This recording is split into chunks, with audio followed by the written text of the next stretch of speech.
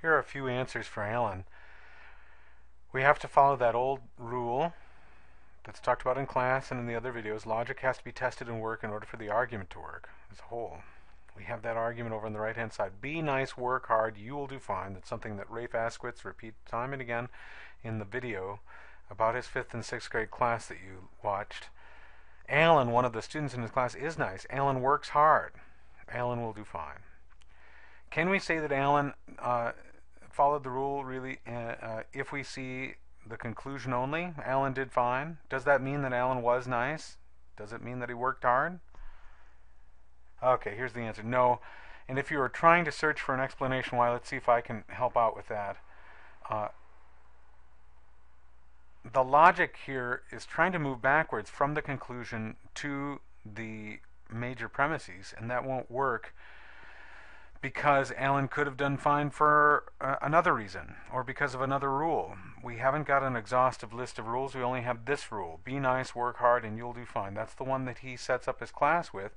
We have, at least in the example that I've given you, the end product. Alan did fine, but we can't really reason back to the beginning because he could have been fine because of another rule, because of any other rule at all. And so in that sense, this is an invalid argument. Because it's invalid, it is unsound, it won't work. It's trying to go backwards in the logic through back to the major premises, and that's one reason why it will not work. Let's try the second example. Okay, we have that standard argument over on the right-hand side. Be nice, work hard, you'll do fine. Alan is nice, Alan works hard, Alan will do fine. What if Alan did not do fine? Well, let's think about that. I've gotten some questions about this. I've already given you an answer. Does it mean that he didn't work hard? Let's see if we can figure this out. It is yes for this answer, that it means that Alan did not work hard, that it means that Alan was not nice, because it cannot have been possible that Alan was nice or worked hard if he did not do fine. We've negated the conclusion here, and because we've negated that conclusion, we can't go backwards. The arrow can't go backwards to the original premise. Because it can't go backwards to the original premise, we can also negate that original premise. This is the one exception where you can go backwards and have it still be valid, because in negating the consequent and working backwards from the conclusion. The conclusion is negative, therefore it couldn't have been true that the major premises was positive. It can't be true that he was nice, that he worked hard, because if he were, because of the rule, because there are no exceptions to the rule, things should have worked out for him. Now again, this seems a little strange to us because we got this rule and maybe there are exceptions for Alan, but we're trying to talk about the rule itself and focus on how the rule will work. According to Rafe Askowitz, the rule goes like this. Be nice, work hard, you will do fine. If he has not done fine, it could not have been the case that he was nice or worked hard because the rule is always set up to be always true.